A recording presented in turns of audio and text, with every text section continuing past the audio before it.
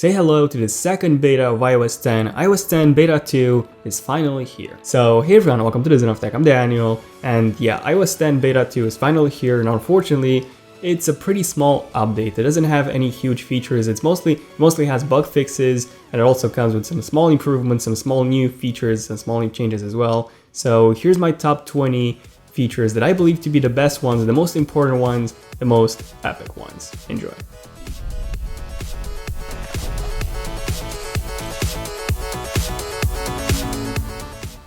So in order to update to iOS 10 Beta 2, even if you're not a developer, simply go to Settings. That's if you're running the Beta 1 in the first place. And if you don't know how to install the first beta, I made a tutorial just on that, so the link is in the description. And once you have Beta 1, simply go to Settings, then go to Software Update, wait a while, and the update should appear there. And now, in terms of what's new, as I mentioned before, it's mostly bug fixes, but then you also have some small changes, some small new features as well. So coming in at number 1 in the notification center, your missed notifications are now called recent notifications. So this is not a huge change, just something to keep in mind. Number 2, this was actually a really requested feature. We can now access the widget from the home screen as well. In Beta 1, we had to go to the first home screen and then swipe right. But now you can access the widgets from any home screen. So simply go to the notification center and then swipe right, and then you have the widgets. Much more convenient. Number 3, in Apple Music, downloaded music is now called Downloads, and you can no longer choose to hide this from the main library menu. Previously you could do this, but now Downloads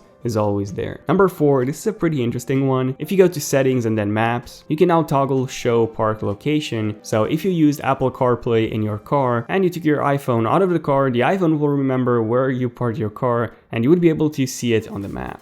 Pretty cool. Number 5, for the Messages app, if you go to Settings, you can now toggle low quality image mode. So this is really useful when you want to send an image across, but you just don't have the required internet speed. Number 6, also in the Music app, you can now change the playback source. So previously you had to do this from the control center, which you can still do by the way, but now you can also do this directly from the Music app, which is much more useful. Number 7, this is a pretty small one. If you go to Mail, there's a new filter icon, which looks much better and it's more modern than the previous one. And also when opening up the filter menu, it opens up much faster than before. Number 8, 3 touch options in the control center now have much more detailed text. So for example, for the flashlight, it now says low light, medium light, and bright light. Before it only said low, medium, and high. So yeah, we have a much more detailed explanation of all the toggles, but it's still quite sad to see that only the bottom icons support 3 touch. So you cannot, for example, 3 touch on the Wi-Fi icon and get taken to the Wi-Fi settings. That would probably be the main highlight feature of iOS 11. Number 9, this is one of the biggest, if not the biggest feature of iOS 10 Beta 2. In the Health app, you can now sign up for organ donation. So outside the US, you only have a yes and no answer, but in the US, this is made possible by the Donate Life Association, where you have to register and then you can even track your organs. I mean, your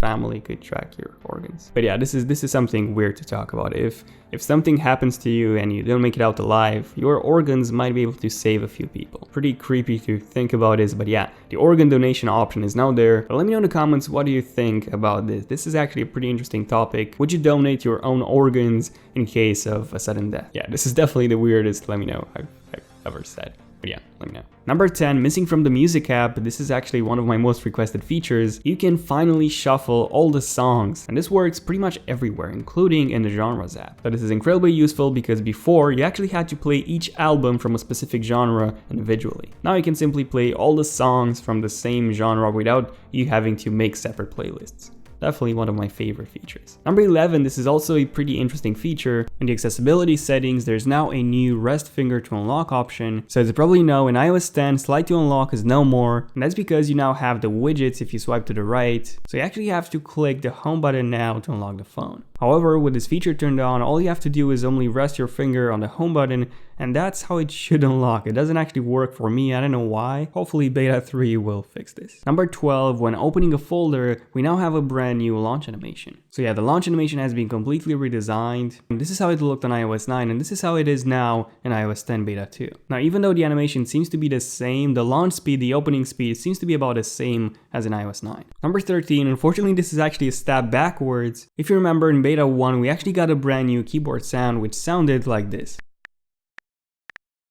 But now in the second beta, the keyboard sound for some reason has been reverted back to the one we had in iOS 9. But yeah, let me know what do you guys think. Which one do you think sounds the best? Yeah, I honestly think the one in beta 1 definitely sounded way better. Number 14, we have a brand new stock app. So this new stock app is called the Feedback app. And yeah, you can choose to hide this if you don't actually want it. So this has been designed for the betas. If you find a bug, you would be able to report it directly to Apple. So I'm guessing that this will probably not be found in the final version of iOS 10. Number 15, if you remember in my top 30 iOS 10 features video, and by the way, in case you haven't seen that video, I left a link down below in the description. But yeah, that video actually told you that Messages now supports apps, third-party apps. And now, well, we now have an app store to download those Messages apps. Now, there's not actually a lot of apps available at the moment, or will come as the beta progresses, but keep in mind that any developer can now submit apps for Messages. So we're going to have quite a lot of fun when it comes to the Messages app. Number 16, this is a really useful one. In the second beta by 3 touching folders, it now shows the badge of missed notifications and the app associated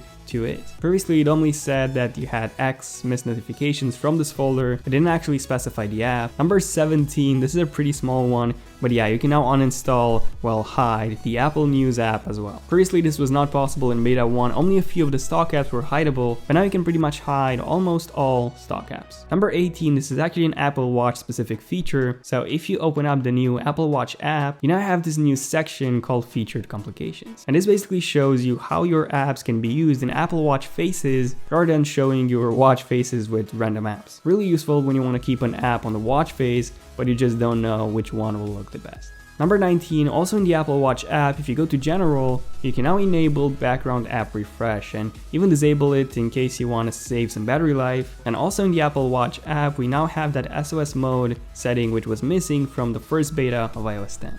And finally, number 20, we have the performance. So the performance in beta 2 has actually been tremendously improved. Animations are now much faster, especially when it comes to closing an app. In beta 1, the app closing animation took almost 3 full seconds to complete, but yeah, now it's on par with the app launch animation. And overall, the phone feels much quicker, much snappier than before, although iOS 9 is still the fastest one. So yeah, if you care about performance, don't update to iOS 10 beta yet.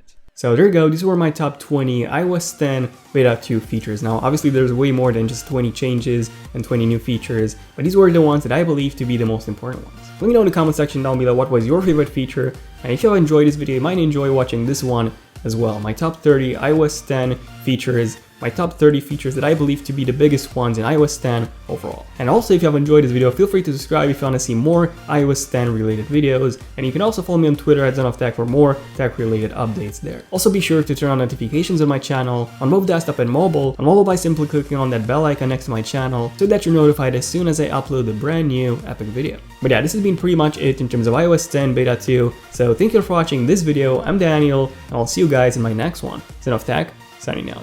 Cheers.